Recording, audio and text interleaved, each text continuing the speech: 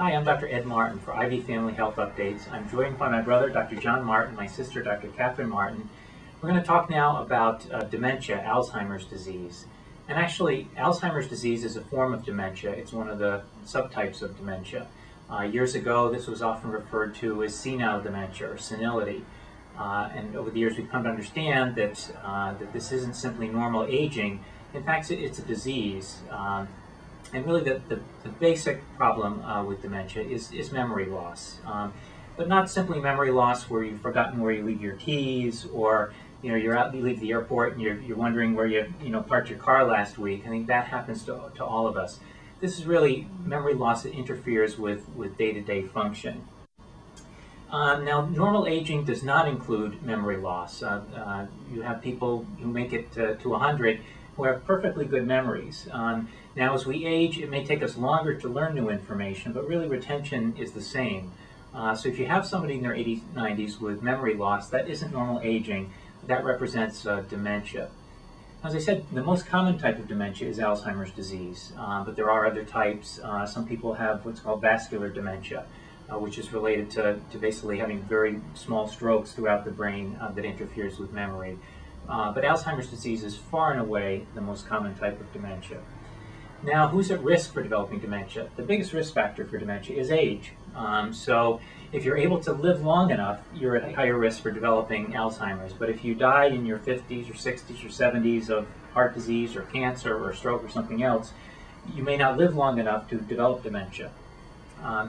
Family history also seems to play a role, and in fact, if you have a strong family history, say a first-degree relative, if you make it to age 90, really about half of those people will in fact develop dementia at that point. Head injury seems to put you at risk as well, and I think there have been some reports lately about football players who've had a lot of concussions, recurrent head injuries, who develop dementia, memory loss at an earlier time. And in fact, some of the traumatic brain injuries we're seeing over the years, those people are at higher risk of developing it. And what's about the earliest you would see this and think it's a dementia? Well, if you see memory loss, I mean, some people will develop this in their 40s and 50s. That's really the exception. Okay. Those would be the very earliest. So it's much more common. So in the 60s, you might see about 3% of the population with dementia. Once you get into the 90s, some studies said that about if you really test people, in fact, about half of the people who are over 90 will have some evidence of significant memory loss and dementia. I think one other thing that is seen to be a risk factor is low education level, and I think that's not so much that those people are more likely to get dementia, but it's more likely to be detected.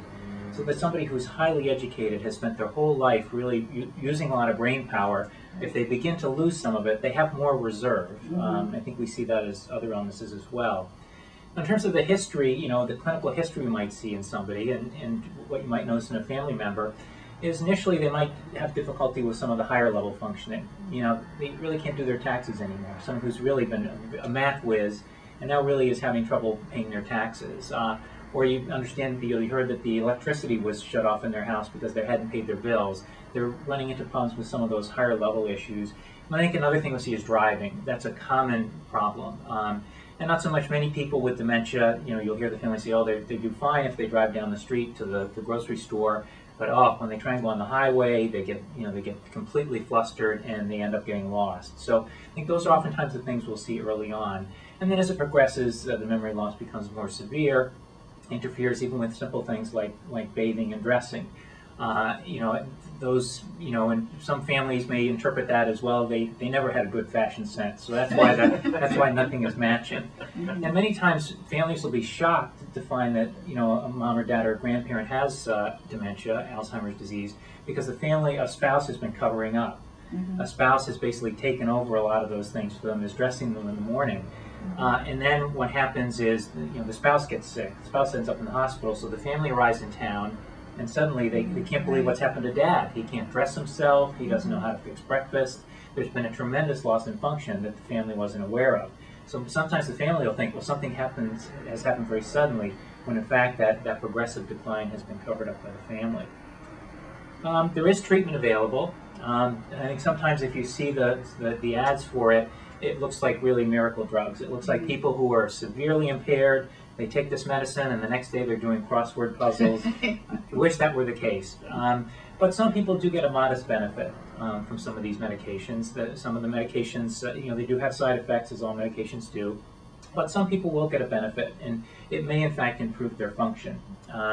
There's some evidence that it may delay them actually having to go into a nursing home, so their function may be preserved a little longer than it would otherwise. But again, the improvements are modest. And in fact, one of the statistics often here in healthcare is number needed to treat, which is how many patients we give the drug so that one person gets a benefit. And in this, it's about 5. So if you think of that, you might give the drug to 5 people and only one patient really gets a significant improvement. But I think oftentimes in healthcare, we're very good at starting medicine, but then not very good at stopping it. And so patients may take this for some time, even though they may not be having a benefit. I think there is some evidence now that actually things can be done to prevent deterioration. There's no evidence that we can prevent the disease, but we can certainly prevent some of the decline that we see. The more physically active people are, the less likely they are to experience a decline in function. The more social engagements they have, getting out in the community, family, friends, engaging with them, and in fact, learning new information, keeping the mind active, doing crossword puzzles, reading the paper, not simply sitting and watching TV. In fact, some have suggested a good activity to prevent the decline of Alzheimer's would be dance, ballroom dancing, which has become very popular because you get exercise, you're out with other people, and you're learning new skills. You're learning how to Thinking dance. while you do that. Right.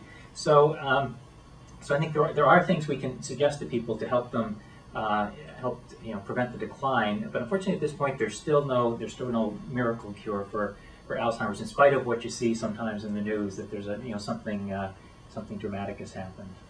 What about strategies? I mean, there's some evidence, although it's been disputed somewhat, that, for example, early initiation of estrogen, right around the time of menopause, might be associated with a decreased risk of Alzheimer's, or possibly maybe a delay in the onset.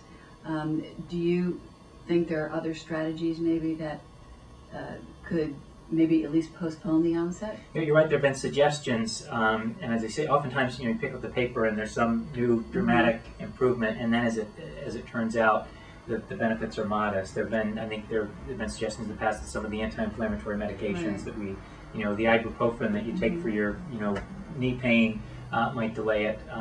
But I think the evidence for most of these things is that it's a pretty small benefit if the benefit in fact exists. The other thing that I was wondering about is it always just recent memory loss?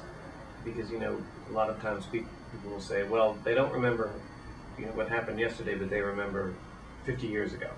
Right. No, that's a good point, because it is the more recent memory that's affected, and so you'll have people. The other issue is can you corroborate the information? Some people say, oh yeah, he tells stories about what it was like when he was growing up.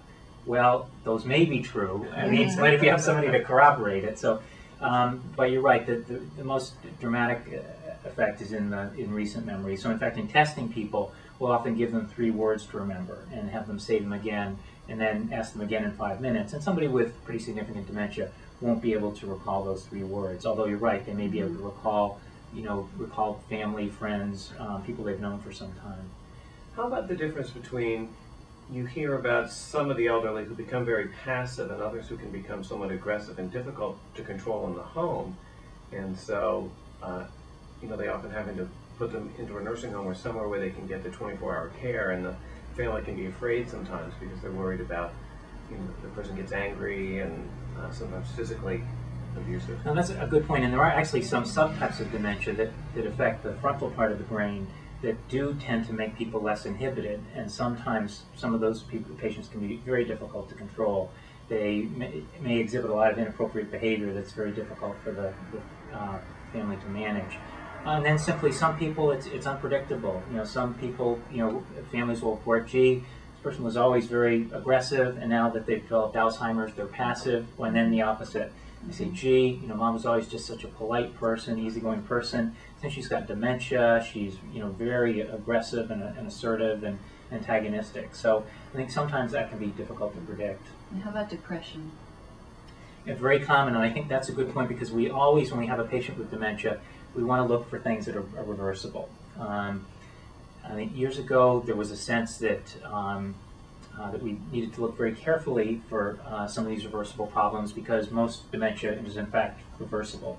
That wasn't the case, but certainly there's excess disability, extra impairment that can be reversed. And so if a patient with dementia does develop depression, they can become much more apathetic, much less active. And so treating their depression can in fact improve their quality of life and improve their function. So it's not necessarily a part of the Alzheimer's, it's a separate disorder of an But it may be more difficult to recognize because they're not going around saying, I'm sad, they may not articulate those things. It's usually the family members that are experiencing the depression, because it's such a change in their lifestyle. Yeah, and that's a good point because the caregivers, I think this is one of the toughest illnesses for caregivers.